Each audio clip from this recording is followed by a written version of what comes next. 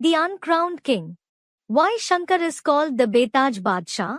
नाथ सकल संपदा तुम्हारी, मैं सेवक संगीत तुझे। किसने कहा? स्टूडेंट, नाद सकल संपदा तुम्हारी, मैं सेवक शंभु तुम्हारी। बाबा, हु सेड दिस? सब कुछ तेरा, कुछ नहीं मेरा। Everything is yours, nothing is mine. ये किसने कहा? Who said this? राम वाली आत्मा ने कब कहा? Student replies, when did the soul of Ram say this?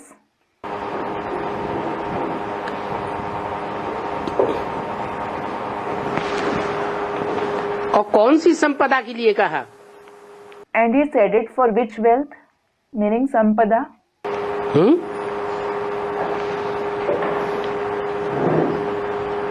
दुनियावी स्थूल संपदा के लिए कहा?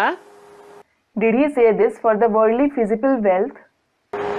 या जो अलौकिक संपदा है,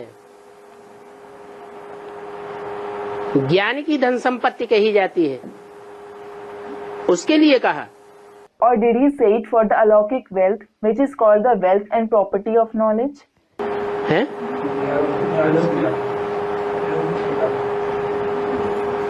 अगर ये कहें कि पहले पहले इस स्टेज पर राम वाली आत्मा आती है, Student, alaukic wealth. If you say the soul of Ram comes on this stage first of all, सब कुछ तेरा, कुछ नहीं मेरा, thinking everything is yours, nothing is mine, full beggar to full prince बनती है, and he becomes full beggar to full prince, तो ज्ञान की बात पहले आती है। then the concept of knowledge comes first. नहीं तो ब्राह्मणों को सेवा करते करते ज्ञान का अहंकार भी चढ़ जाता है। Otherwise, the Brahmins even become egoistic with respect to knowledge while doing service. दो चार आत्माओं को भी समझाया, If they explain the knowledge to even 2 to 4 souls, तो अंदर ये बात पक्की होने लगती है कि हमने इनको समझाया। this starts becoming firm within. I explained it to him. ये ज्ञान रतन हमने इसको दिए। I gave these gems of knowledge to him. वास्तव में In reality, हमारे पास पहले थे क्या? did we have them earlier? थे ही नहीं। We didn't. ये ज्ञान रतन न होने के कारण तो कौड़ी तुल्य जीवन बना।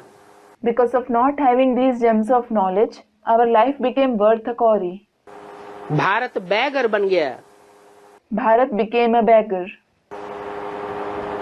ये सारी ज्ञान की संपदा परमपिता परमात्मा ही आकर के देते हैं। The Supreme Father, Supreme Soul himself comes and gives this entire wealth of knowledge. जो ज्ञान रतन प्रैक्टिकल जीवन में धारण करने से By assimilating these gems of knowledge in life and practice, स्थूल रतन भी इसी जीवन में बन जाते हैं। they also turn into physical gems in this very birth. विश्व का मालिक बन जाता है।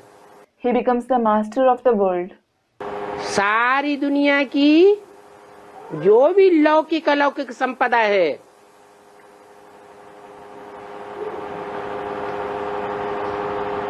उसका मालिक कहा जाता है। He is called the master of the lौकिक and अलौकिक wealth of the entire world. दुनिया भले मालिक कहती है, Though the world calls him the master, परंतु फिर भी वो अपने को मालिक समझता नहीं है। he doesn't consider himself to be that.